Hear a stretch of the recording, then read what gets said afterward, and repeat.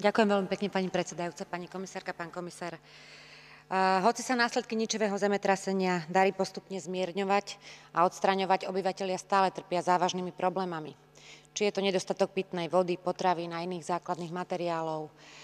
Sú to proste ich každodenné problémy a trápenia. K tomu sa pridáva situácia s nestabilnou vládou, s absenciou demokratických hodnôt a takisto epidémia cholery, rozšírená kriminalita, rabovanie, únosy a znásilňovanie žien a detí.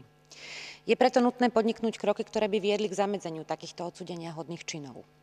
Európske inštitúcie musia naďalej pokračovať v snahe zmierniť následky katastrofy.